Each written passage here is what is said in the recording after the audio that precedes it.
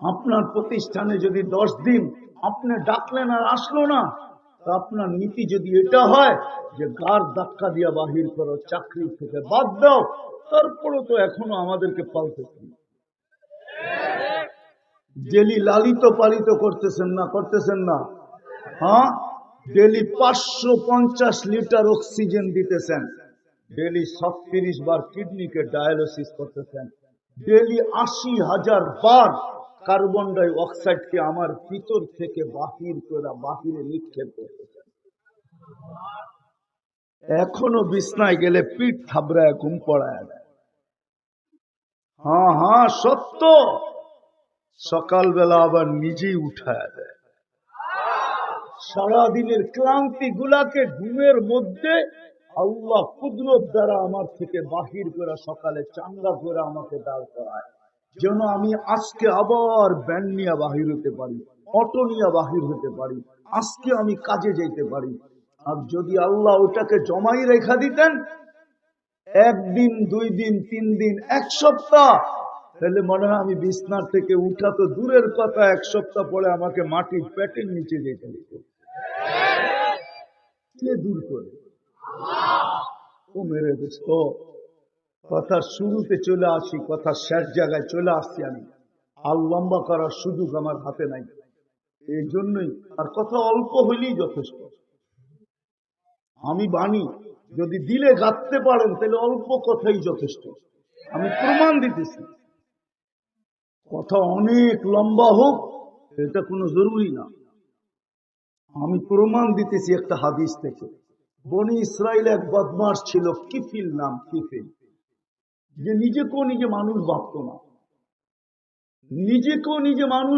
না, এলাকার লোকও ওকে মানুষ ভাবতো না। ও ডেলি রাত্রে ব্যভিচারের জন্য বর্তমান টাকায় 50 থেকে 60 লক্ষ টাকা খরচ করত। একদিন এক মেয়েকে ধরে নিয়ে আসছে, কামরায় ঢুকায় বলতেছে আমি প্রস্তুতি নিয়ে আসতেছি। আয়সা দেখে মেয়ে কাঁদতেছে, তো জিজ্ঞাসা করছে কাঁদিস কেন? বলছে শুন কিফিল, বলতেছে কাঁদিস কেন? তোকে তো পয়সা দিয়ে নিয়ে আসছি, জোর করে নিয়ে আসি নাই। বলতে শোন কিফিল, আমি বাজারি মেয়ে না, এটা আমার পেশা না, আমি বিপদে তোর হাতে ধরা দিতে বাধ্য হয়েছি। কাঁদতেছি কেন জানিস? কালকে এই চেহারাটা আল্লাহকে কি করে দেখাবে। বলতে দেরি কিফিলের দিল ভেদ হইতে দেরি হয়। সে বলছে একদিনে তোর এই অবস্থা, আর আমি তো কুকুর মানুষ, এটা আমার স্বভাব। টাকা পাহাড় দিছিলেন আল্লাহ ওকে। বলছে বোন, তোর গায়ে হাত দিব না, টাকার থৈলি তোকে দিয়া দিলাম, কিন্তু একটা অনুরোধ করব, আমি তওবা করতেছি, তুই একটু চোখের পানি দিয়ে আল্লাহকে বলে দে না, আমার তওবাটা যেন কবুল করে। ওই রাত্রেই কিফিল মারা গেছে। সকালে দরজায় লেখা উঠছে কাদ গাফারাল্লাহু লিকিফিল, আল্লাহ কিফিলকে মাফ করে দিয়েছে। কথা অল্প হইলেই যথেষ্ট। তো আমি যেখান থেকে শুরু ছিল আমার, যে আমাদের চিন্তা করা উচিত দুনিয়ায় পজিশন, অবস্থান, পরিচয়, পরিচিতি কতটুকু এটা বিষয় না। যে আল্লাহর কাছ থেকে আসছি আবার ওনার কাছে চলে যাব, ওই আল্লাহর কাছে আমার অবস্থান কত। আল্লাহ তো দুনিয়ার অবস্থান দেখবেন না, আল্লাহ দুনিয়ার অবস্থান দেখবেন না। কোরআন বড়া, হাদিস বড়া, আল্লাহ দুনিয়ার অবস্থান দেখবেন না, দুনিয়ার সম্পর্ক দেখবেন, দুনিয়ার সোসাইটি দেখবেন না, দুনিয়ার বংশ দেখবেন না, পরিচয় দেখবেন না, পরিচিতি দেখবেন না।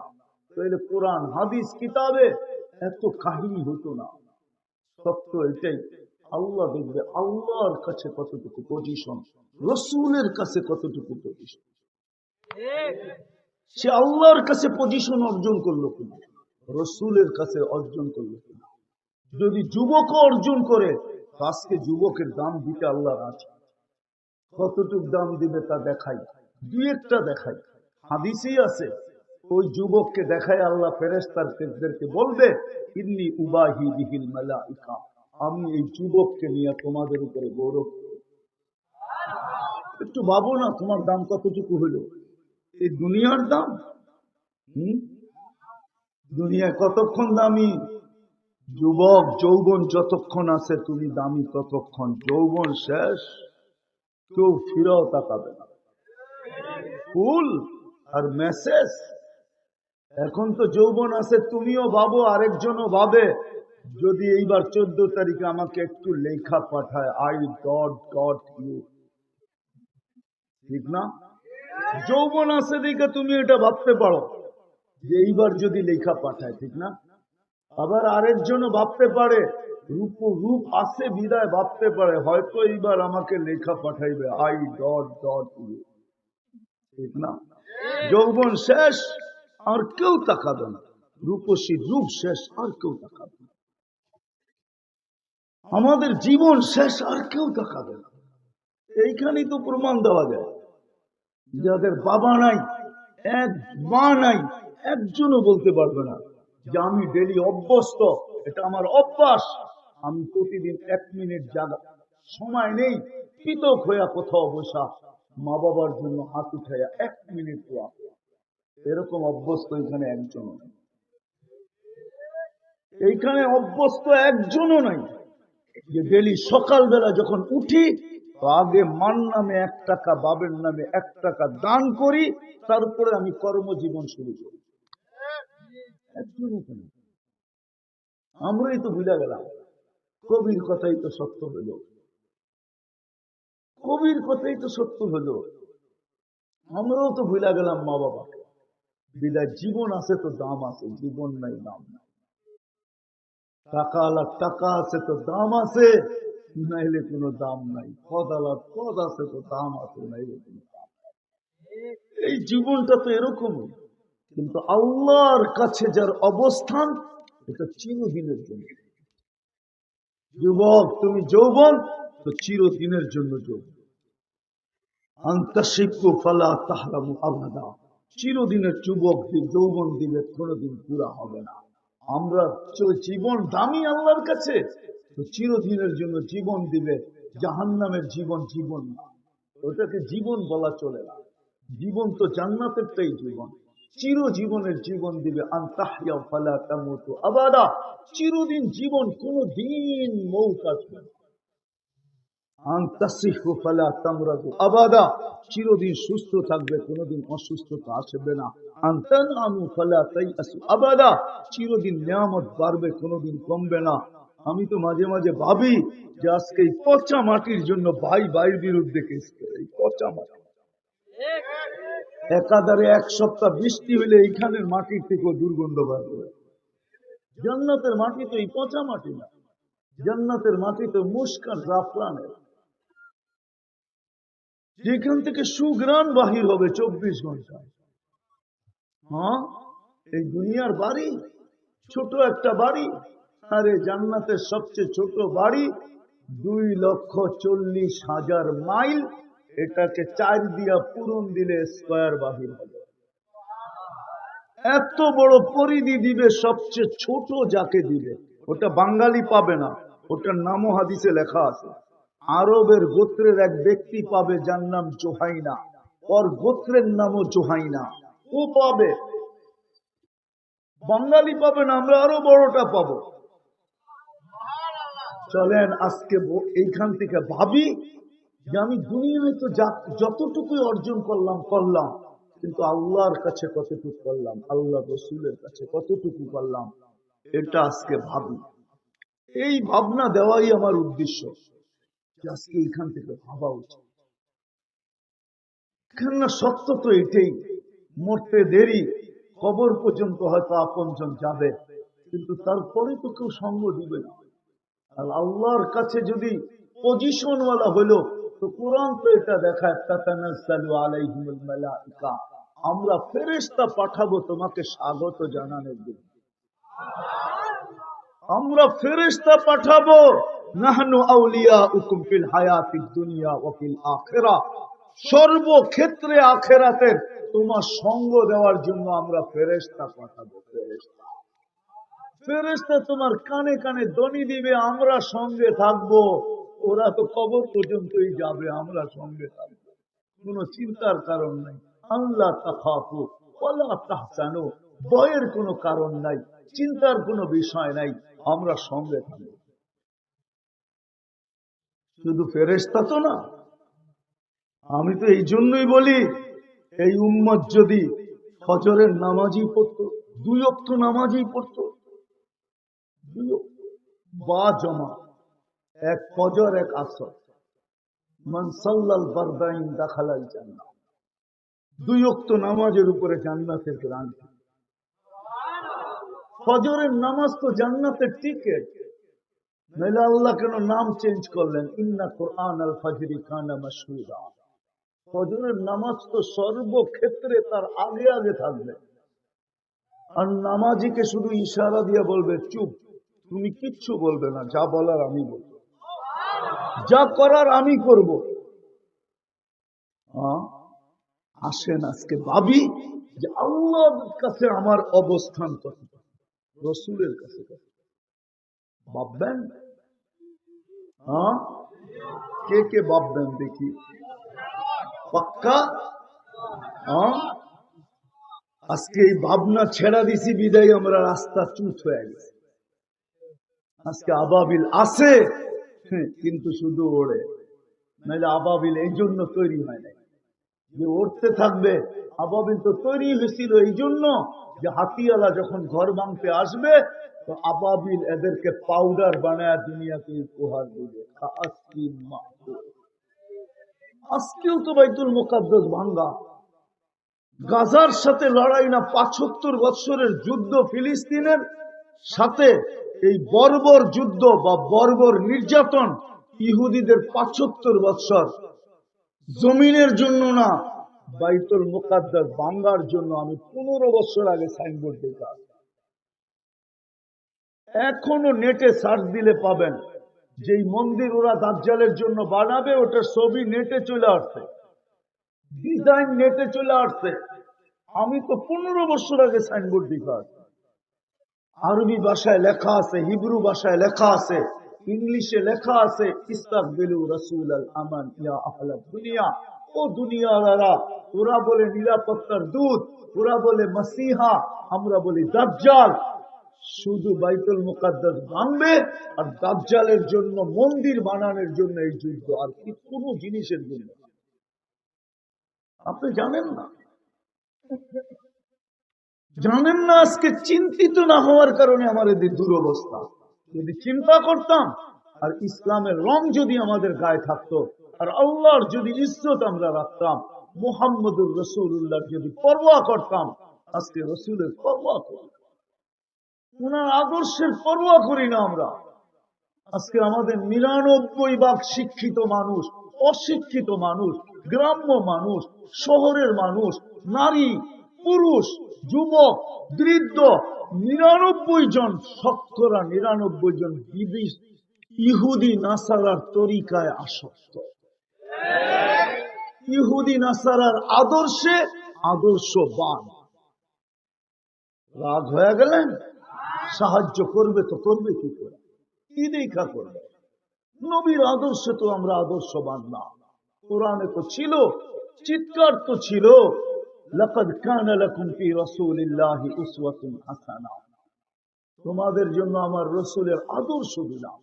যতদিন আদর্শের মধ্যে থাকবে ততদিন কুরাল তো কুরাল, তোমাদের উপরে আঙ্গুল উঠাইতে দেরি, আমরা পাঞ্জার থেকে পৃথক করতে দেরি করব না।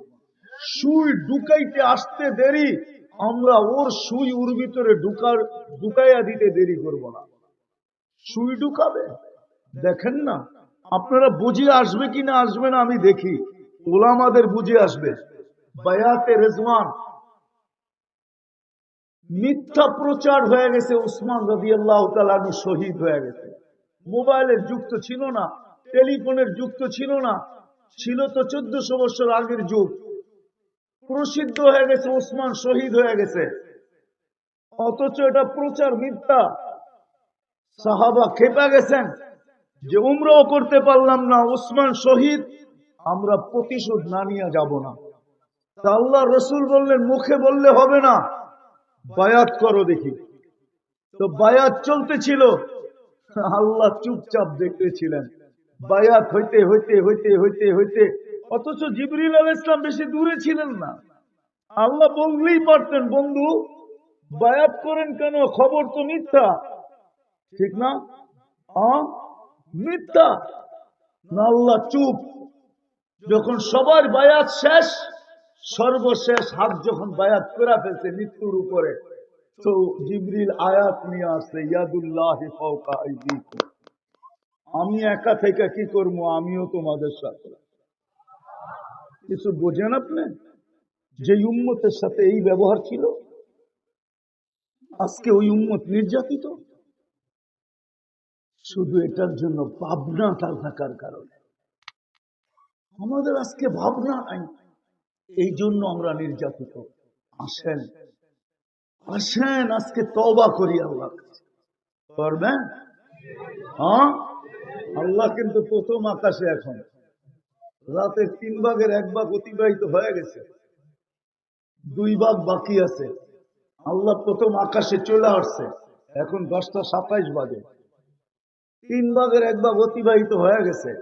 আল্লাহ এখন ডাকতেছে, হালমিন মুস্তাগফির ফাগফির আলা, কে আসিস মাপ চাবি?